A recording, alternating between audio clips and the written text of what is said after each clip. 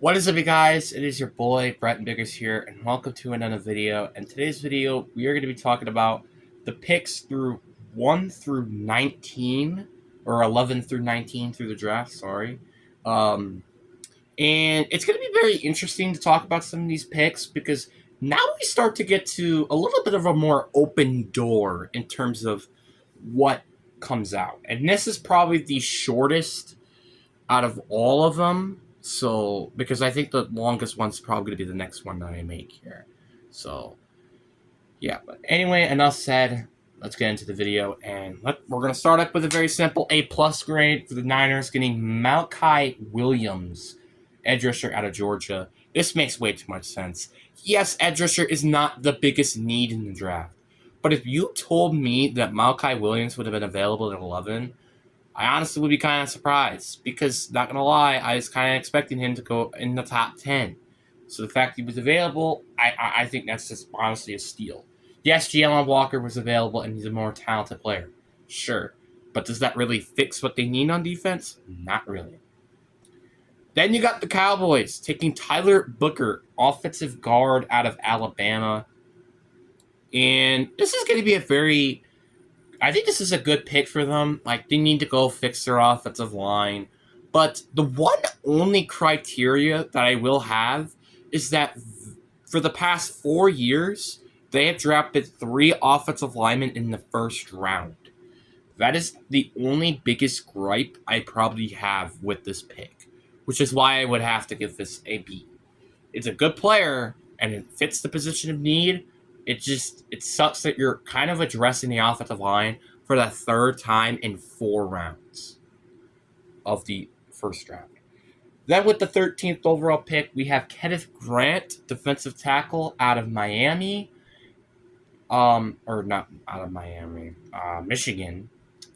And he is a great defensive tackle. But there are some concerns, obviously. One concern I think for sure is just how talented is he, because obviously he was from the Michigan team. And 2, why did they go with an interior defensive lineman? Now, I'm not saying going interior defensive lineman was a bad move. They needed interior defensive lineman. But there are some big gripes that I have. One, they could have gone with linebacker, like Shahad Campbell. They could have gone with an offensive lineman like Josh Simmons, or trade back and got Greg Zabel.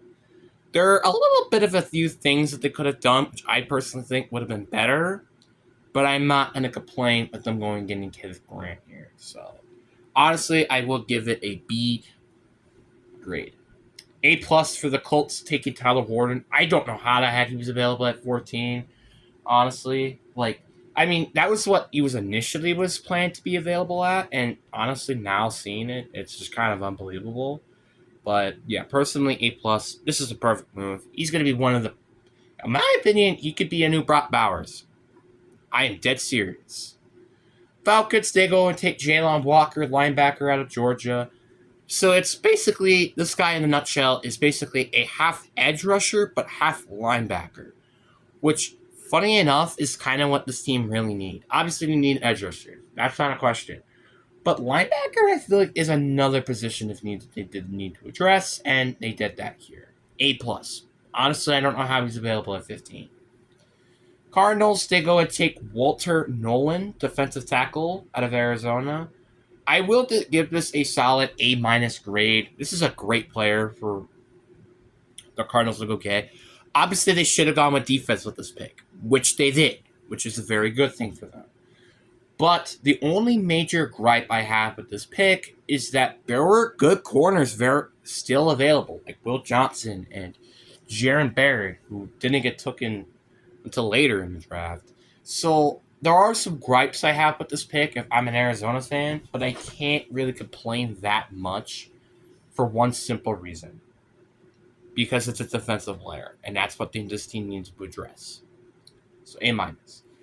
Shamar Stewart at Cincinnati. The more I've actually looked into this guy, the more questionable I am for him actually being a good player. Because at first I thought he was going to be a really good player out of Texas A&M, but then I actually looked at his stats and stuff, and I'm like, sheesh. Oh, That does not look good at all. And that's why I gladly could say I could compare this guy to Rashawn Gary. He's a great athlete, like Gary, and didn't have much production in college. And that's probably the biggest gripe if you had to pick him, which the Cincinnati did with this pick. And honestly, there are also better edge rushers available, but this was the biggest position you need, so I will give this a B grade, mainly because they should have really gone with Mike Green, honestly. Seahawks, they get an A plus for getting Greg Zabel, offensive guard out of North Dakota State, and this is this is like almost a perfect pick for Seattle. He had great blocking grades from PFF. He only allowed 1 sack over in North Dakota State. But again, that is the big gripe with this guy, is that he was playing in North Dakota State. Outside of that, this is a great player, and I won't deny that this is a very, very great pick. Not even going to kid it. Then we get the last pick, and this is a very interesting pick. We have Emeka Egbuka, wide receiver out of Ohio State to Tampa Bay. This is another scenario of a bad pick. Tampa should have not focused on offense with this pick. And I think everybody can agree with me here. This was a very, very poor, dull, and just like a bad pick. Because not only that you have Mike Evans and Chris Godwin there right now, but you also had Gerald McMillan, who had a pretty solid season stepping in for Mike Evans and Chris Godwin. Don't forget that you have Kay Otten too, who had a breakout season last year. So this was a very, very bad idea for them going with a wide receiver. Especially with the next pick, having Gerard Baird and also Will Johnson still available, which this team desperately needed a corner. Or go get an edge rusher, like Mike Green was available. Or James Pierce was available, looking at the draft board down. Or the guy out of Boston College was available. You see, there kind of were a lot of better players than Emeka Egbuka, but I will give this a D grade, mainly because, one, he was definitely the best receiver available, but it doesn't fix a need. That's the problem.